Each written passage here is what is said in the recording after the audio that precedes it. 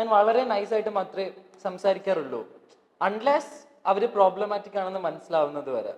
Because I don't let anyone treat me badly without respect, because I do believe that I deserve respect. So എൻ്റെ അടുത്ത് respect ഇല്ലാതെ സംസാരിച്ചാൽ I will give it back, you know. So അങ്ങനെയുള്ള പ്രശ്നങ്ങൾ നാട്ടിലും ഉണ്ടായിട്ടുണ്ട്.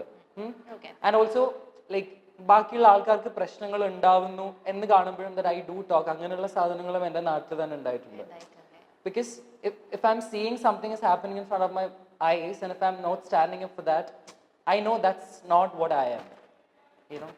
So അങ്ങനെ നാട്ടുകാർക്കെല്ലാം നല്ല സ്നേഹമാണ്, which is nice. എനിക്ക് ഷോക്ക് ആയിരുന്നു, ബിക്കോസ് റിയാസ് തന്നെ ഓരോ ഇന്റർവ്യൂസിൽ റിയാസ് അനുഭവിച്ചിട്ടുള്ള കുറെ കാര്യങ്ങൾ പറഞ്ഞിട്ടുള്ളതുകൊണ്ട് എനിക്ക് ഭയങ്കര ഹാപ്പി തോന്നി. That's one thing. Okay. So ഈ പറഞ്ഞ നാട്ടുകാര് ഞാൻ എൻ്റെ 9th പഠിക്കുമ്പോൾ എൻ്റെ ആദ്യത്തെ നാട് ഫുള്ള് വിട്ടിട്ട് വന്ന പുതിയ നാട്ടുകാരാണ്. പുതിയ നാട്ടുകാരെന്ന് വെച്ചാൽ ലാസ്റ്റ് 10 years. ഇറ്റ്സ് നോട്ട് പുതിയത്, കഴിഞ്ഞ ഒരു 10-12 വർഷമായിട്ടുള്ള നാട്ടുകാരാണ്. അതിനു മുമ്പ് എനിക്ക് ഉണ്ടായിരുന്ന നാട്ടുകാർ was horrible and terrible. So I had the worst experience, like my all childhood traumas തുടങ്ങിയത് അവിടെ നിന്നാണ്. So it's just like, but there were definitely എല്ലായിടത്തും നല്ല ആൾക്കാരും ഉണ്ടാവും, മോശം ആൾക്കാരുണ്ടാവും, ഞാൻ എപ്പോഴും പറയുന്നത് പോലെ. ആൻഡ് അവിടെ ഞാൻ കുറേ മോശം ആൾക്കാരുടെ ഇടയിൽ നിന്ന് മോശം എക്സ്പീരിയൻസ് അനുഭവിച്ചിട്ട് തന്നെയാണ് വന്നത്. സോ ആ നാട്ടുകാർ ഇസ് ഡിഫറെന്റ്.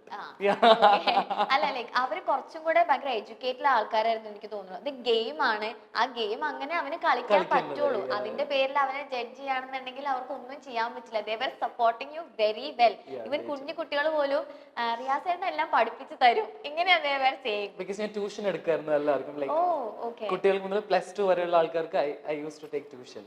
ഞാൻ കോളേജിൽ പഠിക്കുന്ന സമയത്ത് ഞാൻ ഇൻസ്റ്റിറ്റ്യൂട്ട്സിൽ പോയി പഠിപ്പിക്കായിരുന്നു. എൻ്റെ വീട്ടിൽ ഹോം ട്യൂഷൻ ഉണ്ടായിരുന്നു.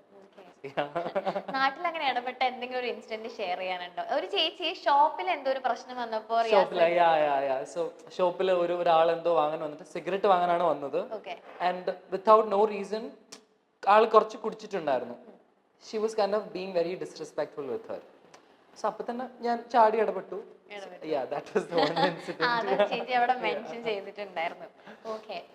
ഇപ്പൊ റിയാസിന്റെ എന്താ പറയാ, എനിക്കൊന്ന് ഗേൾസ് ഒക്കെ ഭയങ്കര ഫാൻസ് റിയാസിന്റെ മേക്കപ്പ്, സ്കിൻ കെയർ, ഈ സംഭവങ്ങളൊക്കെ. ഞാൻ തന്നെ ആലോചിക്കുന്നേം ഇതൊക്കെ എന്തൊക്കെ സാധനങ്ങൾ.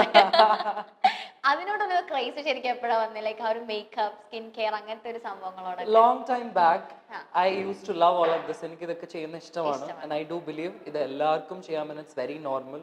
സ്ത്രീനും പുരുഷനും ഏത് ജെൻഡറിലുള്ളവർക്കും ചെയ്യാനുള്ള സാധനമാണ് makeup, you know.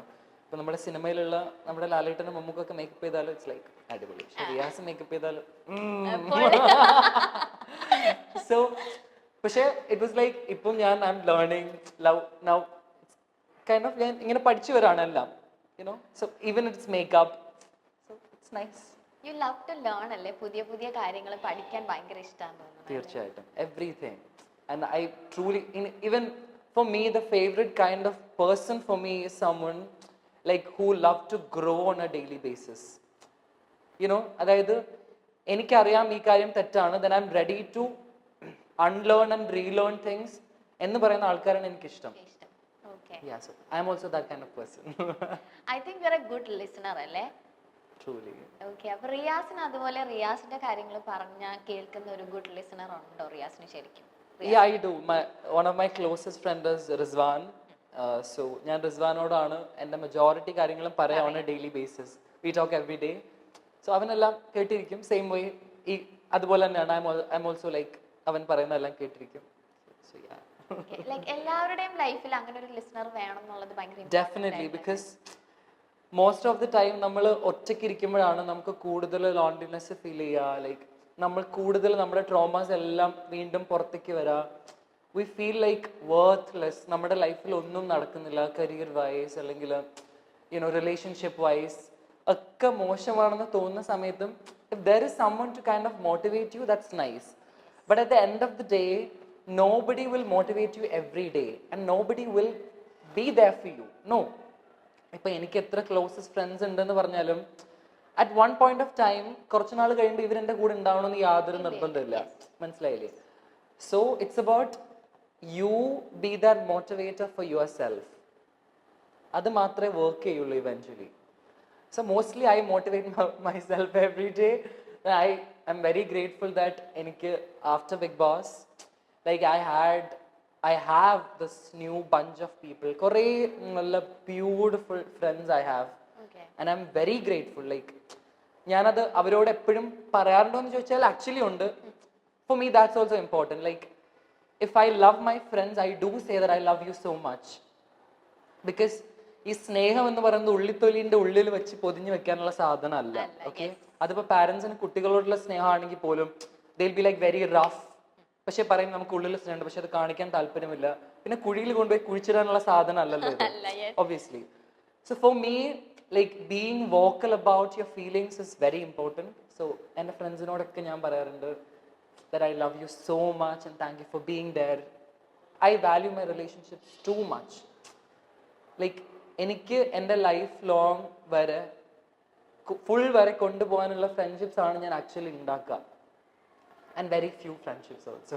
Yeah. Very few. Very few. Okay, you have been making videos on sexuality, equality. അപ്പോൾ ഇങ്ങനത്തെ വീഡിയോസ് ചെയ്തിട്ടായിരിക്കും മേ ബി ബിഗ് ബോസ് എന്നുള്ളൊരു ഇതിലേക്ക് റിയാസിന് ഒരു കോൾ വന്നിട്ടുണ്ടാവാം. റിയാസിന്റെ കോണ്ടന്റ് ഒക്കെ അവർ കണ്ടിട്ട് അത് കഴിഞ്ഞിട്ട് അതിന്റെ അകത്ത് കയറിയിട്ടാണെങ്കിലും റിയാസ് ശരിക്കും ആ ഒരു ജെൻഡർ ഈക്വാലിറ്റി അല്ലെങ്കിൽ LGBTQ അതിനെപ്പറ്റി സപ്പോർട്ട് ചെയ്തൊക്കെ ഒരുപാട് കാര്യങ്ങൾ സംസാരിച്ചു. അതിന്റെ അകത്ത് കുറെ കാര്യങ്ങൾ കൊണ്ടുവന്നു. സ്റ്റിൽ ഇപ്പൊ പുറത്തിറങ്ങിയിട്ടും യു ആർ ഡൂയിങ് ദാറ്റ്. ശരിക്കും സൊസൈറ്റിയിൽ എത്രത്തോളം മാറ്റങ്ങൾ വന്നിട്ടുണ്ട്, ഇനി മാറ്റങ്ങൾ വരാനുണ്ടോ, ഇനി ശരിക്കും മാറുമോ, അല്ലെങ്കിൽ ഒരു കൈൻഡ് അല്ലെങ്കിൽ ഒരു ഇത്ര പെർസെന്റേജ് ആളുകൾ സ്റ്റിൽ ഇനിയും ഫോർ എവർ നമ്മുടെ ഇവിടെ ഉണ്ടാവോ? എന്താണ് ശരിക്കും തോന്നുന്നത്? സോ വൺ തിങ്, ലൈക്ക് ഇപ്പോൾ ഞാൻ പറയാൻ ഉദ്ദേശിക്കുന്ന കാര്യങ്ങൾ ഞാൻ പറയുന്നത് I really don't like giving me so much credit of it or something. It's like I believe നമ്മളെല്ലാവരും നമ്മുടെ ചുറ്റും നോക്കുമ്പോൾ if we feel like അല്ല, I'll say one thing. ഒരുപാട് പേര് ഇതിനെ കുറിച്ച് സംസാരിക്കുന്നുണ്ട്. അതിലൊരാൾ മാത്രമാണ് റിയാസ്. അത് റിയാസിന് നന്നായിട്ട് അറിയാം. പക്ഷേ എനിക്ക് തോന്നുന്നു ഭയങ്കര സ്ട്രോങ് ആയിട്ട് എല്ലാവർക്കും അതിനെപ്പറ്റി സംസാരിക്കാൻ പറ്റണം എന്നില്ല. അതിലൊരാളാണ് റിയാസ്, ഭയങ്കര സ്ട്രോങ് ആയിട്ട് അതിനെപ്പറ്റി സംസാരിക്കുന്നത്. അതുകൊണ്ടാണ് ഞാൻ ചോദിക്കുന്നത്, ഇനിയിപ്പോ റിയാസിന് ഒരു ഐഡിയ ഉണ്ടാവുമല്ലോ, ഓൾറെഡി ഇത് സംസാരിച്ചുകൊണ്ട് ഇതിനെ പറ്റിയുള്ള കുറെ കാര്യങ്ങൾ ഫേസ് ചെയ്തിട്ടുണ്ട്. So what is your opinion on that? ഇനി മാറുമോ അല്ലെങ്കിൽ സ്റ്റിൽ അങ്ങനത്തെ ആൾക്കാർ ഉണ്ടാവുമോ? For me it's like very simple. It's about നമ്മുടെ ചുറ്റും ജീവിക്കുന്ന മനുഷ്യരെ നമ്മൾ കൺസിഡറേറ്റ് ആവുക എന്നുള്ളതാണ് മെയിൻ സാധനം. അതിപ്പോ people of different gender and sexuality മാത്രമല്ല, ഏത് തരത്തിലുള്ള മനുഷ്യരും ആയിക്കോട്ടെ, നമ്മുടെ ചുറ്റും എല്ലാവരും ഈക്വലി അല്ല ട്രീറ്റ് ചെയ്യപ്പെടുന്നത് എന്ന് കാണുമ്പോൾ ഏതൊരു മനുഷ്യനും you have to stand up and talk about it, specially if you have a voice. Like I do have a voice. ഞാൻ എന്തെങ്കിലും പറഞ്ഞാൽ കുറെ ആൾക്കാർ കേൾക്കും എന്ന് എനിക്കറിയാം. So if I have a voice, if I have a platform, it's my responsibility to use it properly. Okay? The real you